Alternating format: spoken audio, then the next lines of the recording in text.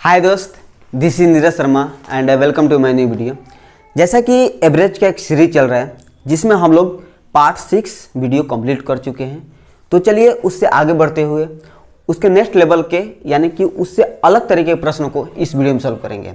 देखिए दोस्त, एवरेज के इस सीरीज को मैंने इस सोचकर मैंने स्टार्ट किया था ताकि जो दोस्त इस वीडियो को देखें यानी कि इस पूरे सीरीज को देख लें तो एवरेज उनके लिए एकदम खिलौना जैसा रहे, ठीक है ना, एकदम खिलौना जैसा लगे, कोई भी आपको डाउट ना लगे, ठीक है ना।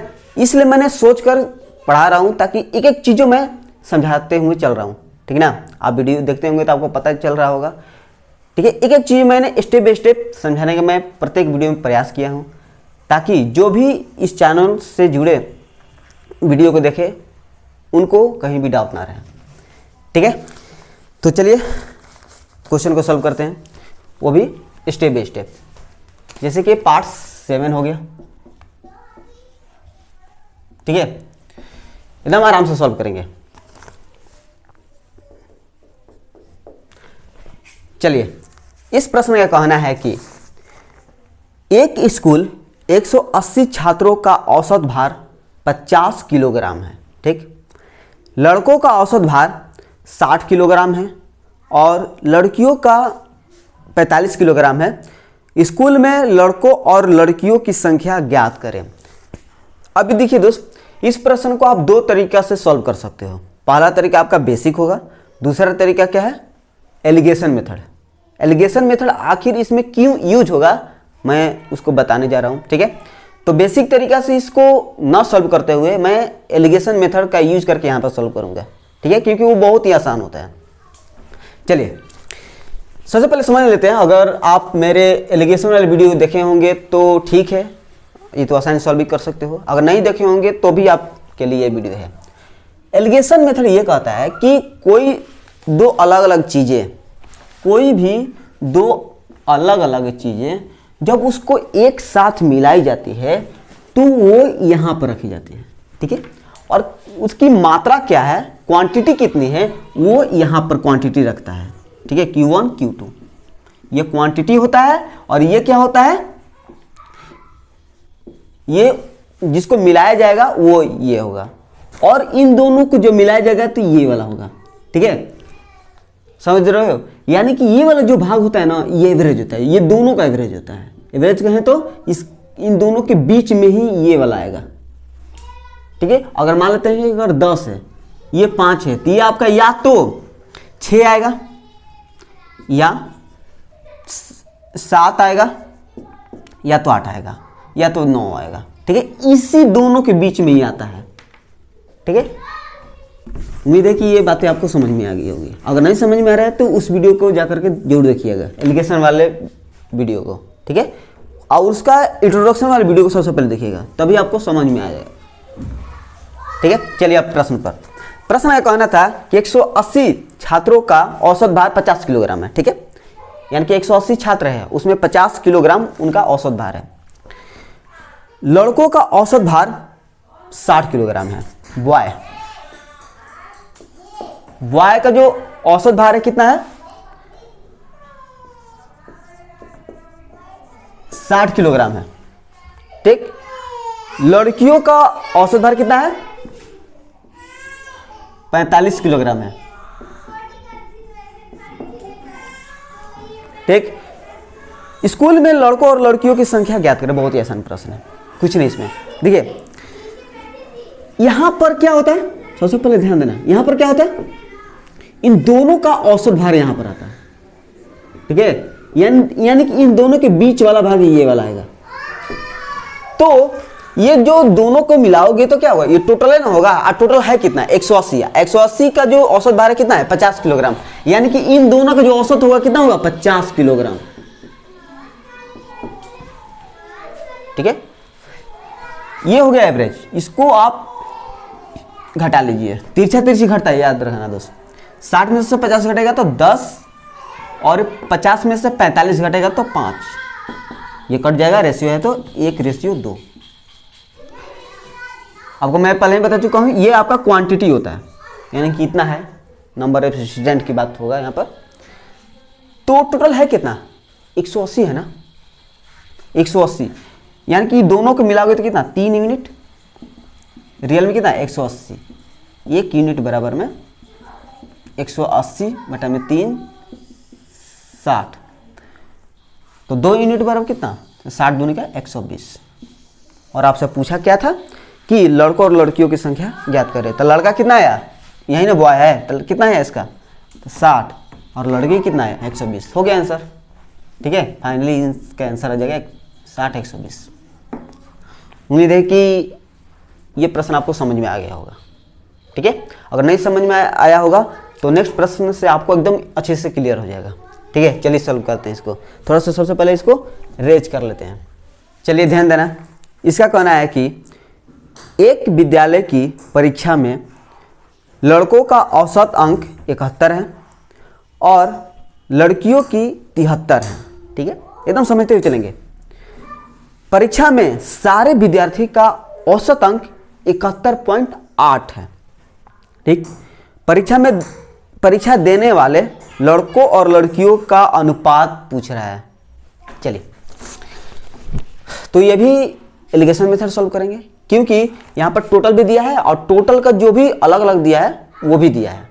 ठीक है, चलिए, तो इसमें बॉय का जो औसत अंक है वो कितना है, तो 71 है। ठीक है, बॉय का औसत अंक 71 है और लड़कियों का औसत अंक कितना है, 73 है। तो यानी गर्ल्स का कितना होगा, 73। ठीक, अब ध्यान समझना, सारे विद्यार्थियों का औसत अंक 71.8 है, तो 71.8 कहाँ होगा, पहले मुझे ये बताइए। तो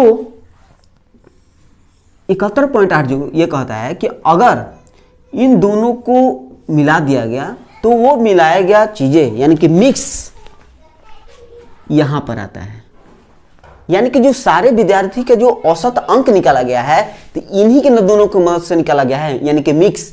तो ये आपका आ जाएगा 71।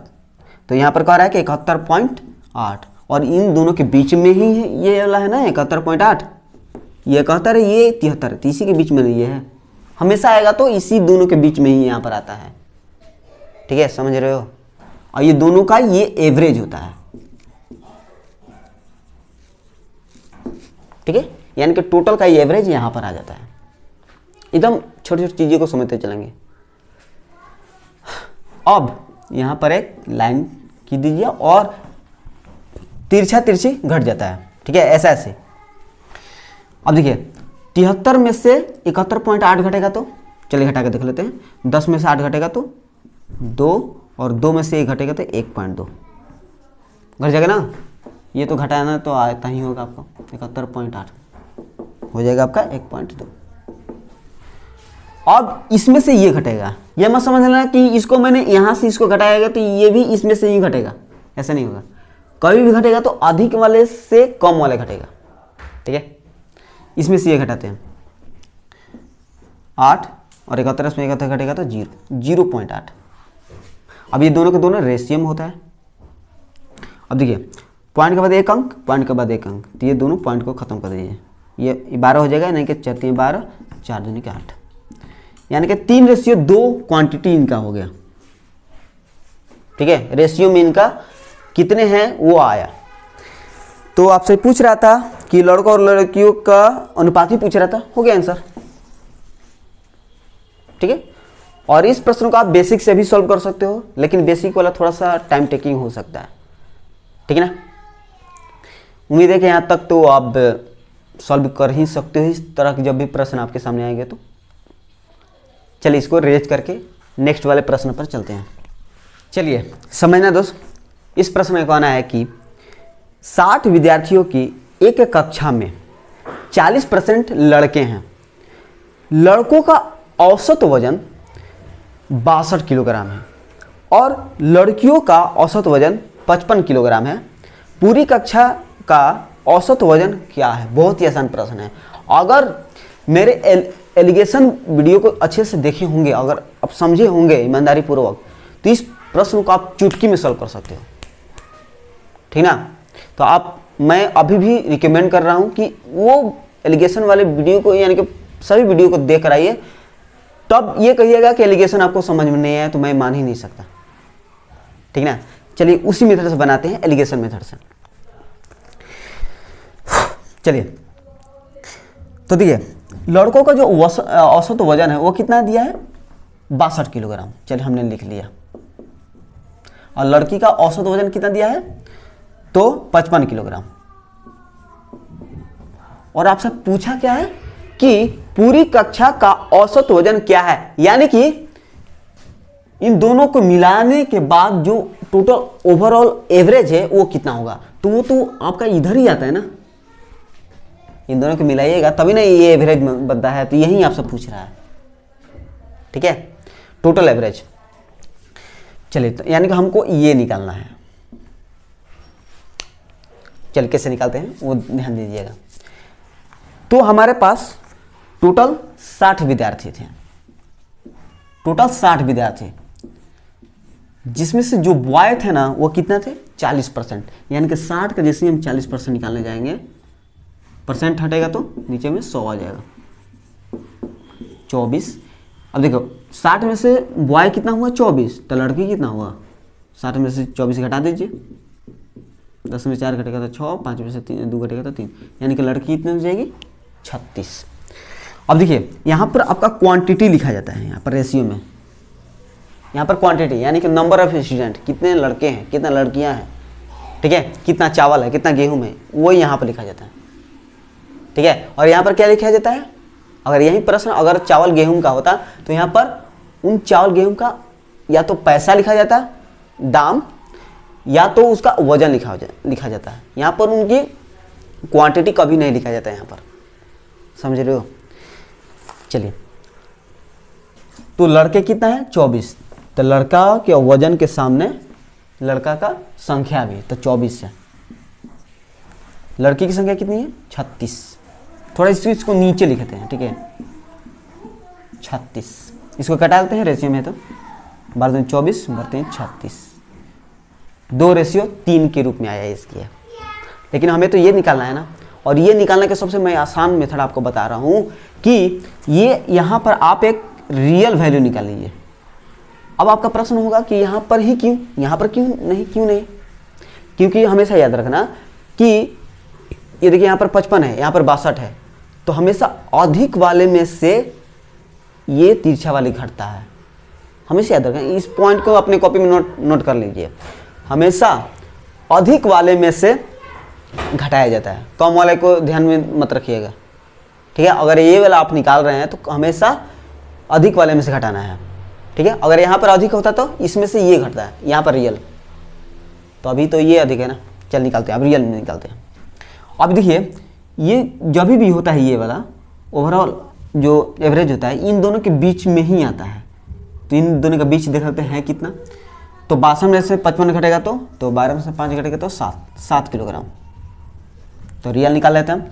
7 किलोग्राम का इसका भाग कितना होगा, 3/5 ही होगा ना, जिसका निकालना है ऊपर, अब डिवाइड में टोटल, तो 3 2 5 है ना, यानी कि 7 का 3/5 गुना कर लेते हैं, 21 21/5, 5 चौके 20, 5 दूनी का 10, यानी कि 4.2।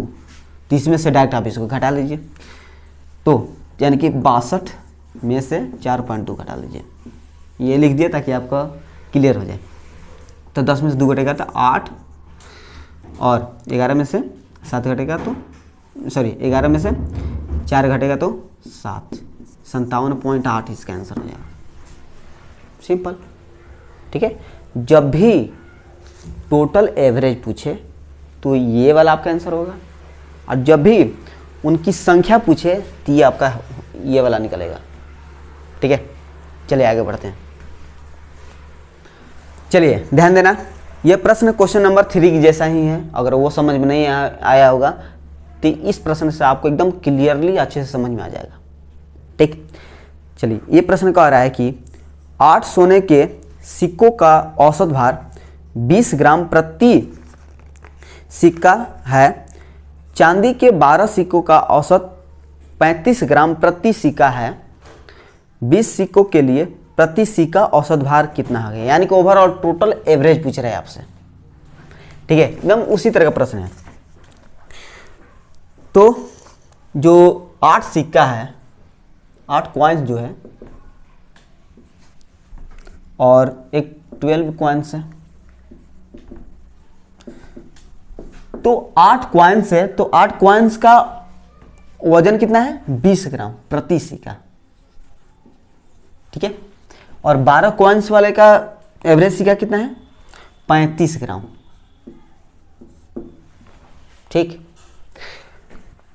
और अब पूछ रहा है कि 20 सिक्कों के लिए प्रति सिक्का औसत भार कितना होगा। बहुत ही आसान प्रश्न है। देखिए दोस्तों, ये 20 है, ये 35 ग्राम है, और इनका जो पूछा क्या है कि 20 कॉइन्स का एवरेज प्रति सिक्का कितना होगा, यानी कि ये आपसे पूछ रहा है। और इनकी नंबर कितना दिया है? ये 8 कॉइन्स है ना, तो 8 यहाँ पर, 12 है ना, तो 12 यहाँ पर। ये मत समझना कि ये 12 यहाँ पर लिखे हैं, ऐसा कभी नहीं। यहाँ तो समझाने के लिए मैंने यहाँ पर लिख दिया है, ठीक है। तो ये 8 12 जो काटा सकते हैं, 4 दूनी 8, 4 3 12। तो हमें तो ये निकालना है ना। चलिए, तो अब देखिए कौन बड़ा है, 20 ग्राम बड़ा है कि 35 ग्राम बड़ा है? तो 35 ग्राम बड़ा है ना, तो 35 ग्राम बड़ा है, तो आपको ये यहाँ पर रियल क्वांटिटी आपको निकालना पड़ेगा, रियल क्वांटिटी यहाँ पर निकालना पड़ेगा, ठीक ना। डायरेक्ट यहाँ से आपका टाइम भी बच जाएगा। चल निकालते हैं। अब देखते हैं ये किसके बीच में आता है? इन दोनों के बीच में ना, तो इन दोनों के बीच का निकाल देते हैं। कितना हो जाएगा? तो 5 और 3 में से 2 घटेगा तो 1, 15 हो जाएगा ना। यानी कि 15 का इसका भाग कितना होगा? 2/5, 2/5, 5 3 15, यानी कि ये 6। तो 35 में से 6 घटेगा तो कितना होता है?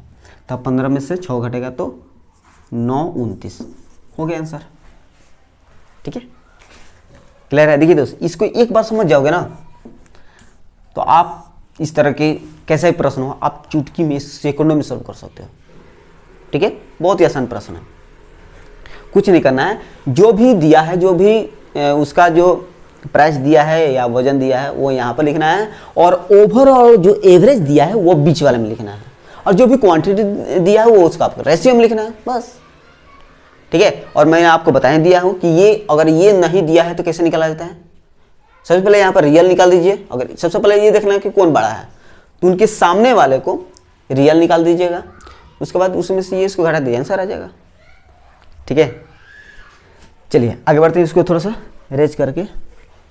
चलिए, इस प्रश्न का कहना है कि किसी कारखाने में सभी श्रमिकों का औसत वेतन 8,000 रुपया है, ठीक। 7 तकनीशियनों का औसत वेतन 12,000 रुपया है, ठीक। और शेष का औसत वेतन 6,000 रुपया है। तो कारखाने में कुल कितने श्रमिक है, यानी कि द नंबर ऑफ जितने भी लेबर हैं उसमें उनकी आपकी संख्या पूछ रहा है, ठीक है। चलिए एलिगेशन मेथड से आते हैं। सबसे पहले तो 7 तकनीशियन है ना, 7 तकनीशियन का जो एवरेज पैसा है यानी कि वेतन जो है वो कितना है? 12,000 रुपया, 12,000 रुपया, ठीक है, 12,000 रुपया। और शेष का औसत वेतन कितना है? 6,000 रुपया,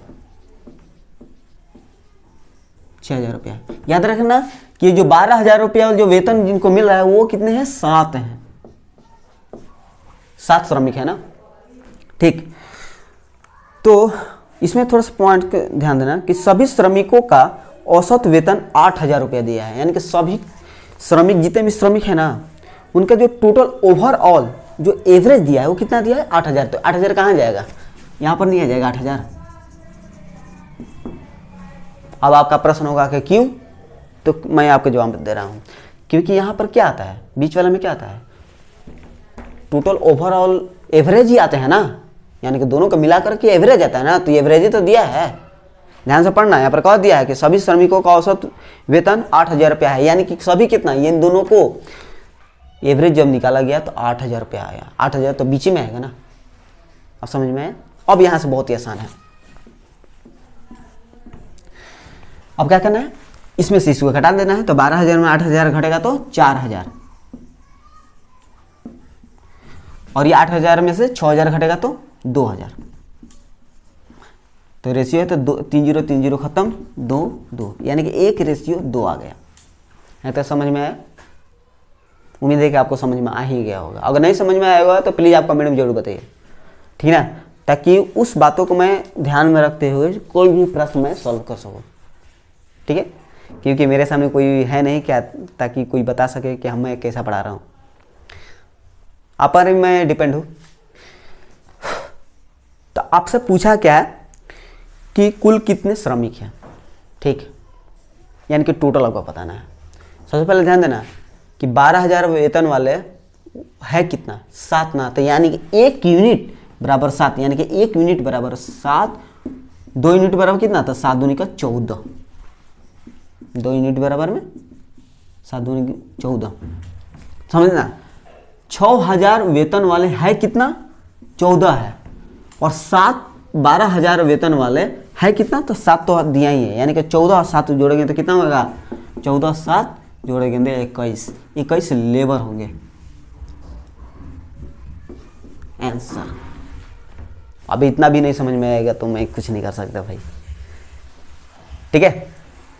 और जो मैं आपको मेथड बताता हूं कि कोई भी प्रश्न ऐसा हो जो आपसे सॉल्व हो सके, आप सबसे पहले उस प्रश्न को सॉल्व करने का प्रयास जरूर करना, तभी मेरे सॉल्विंग को देखना, ठीक है ना। अगर मेरे इस बातों को फॉलो कीजिएगा तो बहुत ही कम समय में आप मैथमेटिक्स में पाइएगा कि आप ग्रो कर रहे हैं। अगर केवल ऐसे ही छापते रहिएगा, केवल देखते रहिएगा, चेहरा देखते रहिएगा जो बोल रहा है यूट्यूब पर, ऐसे कुछ नहीं हो पाएगा, ठीक है। कड़वी है लेकिन सच्चाई है दोस्तों। जब तक अपना दिमाग नहीं लगेगा कोई भी चीज़ें में आप ग्रो नहीं कर पाइएगा, ठीक है। चलिए इसको थोड़ा सा रेज करके आगे बढ़ते हैं। चलिए, यह प्रश्न कह रहा है कि एक संख्या में सभी कामगारों का प्रति व्यक्ति औसत वेतन 60 रुपया है, 12 अधिकारियों का औसत वेतन 400 रुपया है, शेष का प्रति व्यक्ति औसत वेतन 56 रुपया है। संस्था शेष कामगारों की कुल संख्या कितनी है, यानी कि नंबर ऑफ जितने भी लेबर हैं वो पूछ रहा है। चल, तो सभी कामगारों का प्रति व्यक्ति औसत वेतन कितना दिया है, यानी कि ओवरऑल एवरेज कितना दिया है, 60। तो 60 रुपये कहाँ आएगा, बीच में भाग में, बीच में क्या आएगा, 60 रुपये, क्योंकि ये ओवरऑल एवरेज है, ठीक है ना। जितने भी हैं उन सभी को मिला करके एवरेज वेतन 60 रुपया है, ठीक। और 12 अधिकारियों का औसत वेतन कितना है, 400 रुपया। 12 अधिकारी वाले का कितना है वैसे औसत वेतन है, 400 रुपया, ठीक है। और शेष का प्रति व्यक्ति औसत वेतन कितना है, 56 रुपया, 56 रुपया, ठीक है। तो आपसे ये पूछ रहा है कि संस्था शेष कामगारों की कुल संख्या कितनी है, शेष है कितना, ठीक है। शेष तो दिया नहीं है, एक तो दिया है 400 रुपये वाला का वेतन का, लेकिन इसका नहीं दिया, तो इसके निकालना है। चलिए, सबसे पहले इसमें से इसको घटाना है। 400 में से 60 घटेगा तो कितना होगा, तो 340, यही होगा ना, 340। अब 60 में से 56 घटेगा तो 4, रेशियो में देख लीजिए। अब जो कट रहा है कटा सकते हैं, ऐसे तो 2 से मैं अभी भी कटा सकता हूँ, 2, ये डायरेक्ट हम 4 से कटाना है क्योंकि लास्ट में हमें 0 दिख रहा है। 340, तो 4 7 4 8 32, 2 0 कट गया ना, क्योंकि लास्ट में हमें 0 दिख रहा था, तो कट गया तो कितना हुआ, 85, ठीक है। यानी कि 1:85। ये कितना दिया है, 12 दिया ना, यानी कि 1 यूनिट बराबर 12। पूछा क्या है, शेष कामगारों की संख्या पूछ रहा है, तो शेष कितना है, यही है ना, यानी कि 1 यूनिट बराबर 85, तो 85 यूनिट बराबर कितना, तो 85 गुने हम 12 कर देंगे तो आंसर आ जाएगा। चलिए कर के देखते हैं, 85 गुने 12, 15 10 के 0, 1 कैरी, 5 1 6, 6 8 2 16, 16 6 22 के 2, 2 कैरी 8, 8 2 10, यानी कि 1020 शेष काम करने वाले होंगे उसमें। ठीक है, समझ में आया? ठीक है, आगे बढ़ते हैं, इसको थोड़ा सा रेज कर लेते हैं। चलिए ध्यान देना, यह प्रश्न केवल दिखने में लेंथी है लेकिन है कुछ नहीं इसमें। चलिए पढ़ते हैं। कह रहा है कक्षा 10 के 2 सेक्शनों ए तथा बी की वार्षिक परीक्षा गणित के प्राप्तांकों का औसत 74 है। ठीक है, उसमें सेक्शन ए के प्राप्तांकों का औसत 77.5 है। लिख लेते हैं इसको। ए का प्राप्तांक कितना है? 77.5 है तथा सेक्शन बी के प्राप्तांकों का औसत 70 है। बी का 70 दे दिया है। इनके अनुसार सेक्शन ए तथा बी में छात्रों की संख्या का अनुपात कितना होगा? ठीक है, ओवरऑल दिया कितना है? ओवरऑल एवरेज, यानी कि दोनों मिलाकर के जो एवरेज दिया है कितना दिया है? तो स्टार्टिंग वाले पॉइंट को देखना। कह रहा है 2 सेक्शन ए तथा बी की वार्षिक परीक्षा गणित के प्राप्तांकों का औसत 74, यानी कि दोनों मिलाकर ये कह रहा है ना औसत, तो 74 दिया है, तो यहाँ पर आपका 74 रह जाएगा। अब यहाँ पर इसको घटा लेते हैं, जो भी करना है। 74 में से 70 घटेगा तो 4 रेशियो।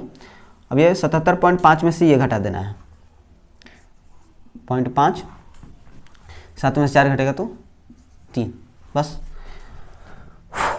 पॉइंट हटेगा तो नीचे में 10, 5 7 35, 5 दूनी 10, ये 2 इधर आ जाएगा, 4 गुने 2 8, 8 रेशियो 7 हो जाएगा। ठीक है, अब किसी का डाउट होगा कि ये वाला 2 इधर से मल्टीप्लाई क्यों होगा, तो बता दे रहा हूँ थोड़ा सा पॉइंट। 2 है, नीचे 2 है, तो फ्रैक्शन से 2 हटाना है तो दोनों तरफ हम मल्टीप्लाई कर दीजिए। अगर ऐसे नहीं समझिएगा तो ऐसे समझ सकते हैं ना, ये जैसे हट जाएगा तो 2 गुने 4 8 और ये 7, 8 से 7 इसका आंसर हो जाएगा। ठीक है, कुछ नहीं करना था। ओवरऑल जो एवरेज दिया था वो 74 दिया था, बीच में मैंने रख दिया, और ए का जो मार्क्स है 77.5 था और बी का इतना दिया है तो उसको घटा दिया तो इतना आंसर आ गया। ठीक है, अब यहाँ से अगर आपसे पूछे कि टोटल रियल में कितना है, वो आप नहीं निकल पाओगे क्योंकि किसी का भी रियल दिया ही नहीं है। ठीक है, अगर इसका भी देता कि ये एक जो छात्र है वो मान लेते हैं XYZ कुछ भी दिया होता, माने कि 10 ही दिया होता, तो आप निकाल पाते। इस स्थिति में आप नहीं निकल पाइएगा। अगर क्वेश्चन में पूछे तो आपका आंसर होना चाहिए कैन नॉट बी डिटरमाइंड, यानी कि आप सॉल्व नहीं कर सकते। चलिए इसको आगे बढ़ते हैं। चलिए, इसका कहना है कि 2 कक्षाओं M तथा N के औसत अंक क्रमशः 25 40 है। लिख लेते हैं इसको। M के कितना है? 25 है और N के कितना है? 40 है, और प्राप्त समग्र यानी कि सभी औसत 30 है, यानी कि टोटल मिलाकर के ओवरऑल जो एवरेज कर रहा है वो कितना है? 30 है, तो 30 वाला तो बीच में आएगा ना क्योंकि ओवरऑल है। तो आगे कह रहा है कि कक्षा M और N के छात्रों का अनुपात कितना होगा। ठीक है, छात्रों का अनुपात पूछ रहा है, सेम उसी तरह का क्वेश्चन है। तो इस वीडियो को थोड़ा सा पॉज करके ये प्रश्न अपने आप से सॉल्व करने का प्रयास जरूर करना। ठीक है, वैसे तो हम तो सॉल्व कर दे रहे हैं कि किसी को अभी भी डाउट होगा। M का कितना दिया है? 25, N का 40 दिया है और ओवरऑल जो एवरेज दिया है वो 30 है, इसलिए हमने बीच में रखा है। घटाते हैं, तिरछा तिरछी कभी घटाएंगे तो तिरछा तिरछी, और अधिक वाले में से कम वाला एक घटाना है। ठीक है ना, अब देखिए 25 में से 30 नहीं घटेगा, 30 में से 25 घटाना होगा। 30 में से 25 घटेगा तो 5, और ये 40 में से 30 घटेगा तो 10। 10 रेशियो 5 रेशियो है तो कॉमन अंक कट जाएगा, यानी कि 5 दूनी का 10, 5 1। अब ध्यान देना,